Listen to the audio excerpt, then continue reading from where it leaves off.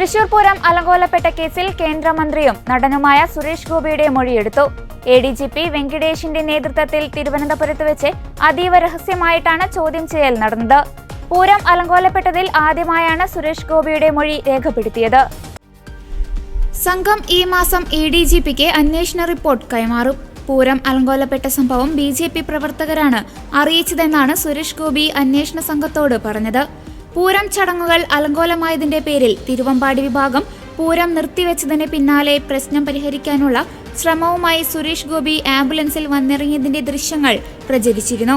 മറ്റു വാഹനങ്ങൾക്ക് പ്രവേശനമില്ലാതെ അടച്ചിട്ട മേഖലയിലേക്ക് ആംബുലൻസിൽ സുരേഷ് ഗോപിയെ എത്തിച്ചതിൽ ഗൂഢാലോചനയുണ്ടെന്ന ആരോപണം ഉയർന്നിരുന്നു.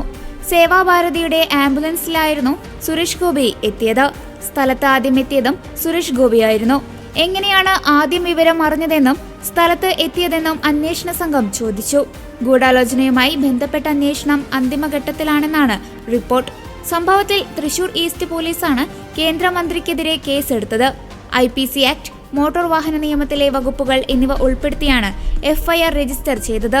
രോഗികളെ മാത്രം കൊണ്ടുപോകാൻ അനുമതിയുള്ള ആംബുലൻസിൽ മനുഷ്യനെ ജീവഹാനി വരാൻ സാധ്യതയുള്ള വിധത്തിൽ ജനത്തിരക്കിനിടയിലൂടെ ഓടിച്ചെന്നായിരുന്നു കേസ്.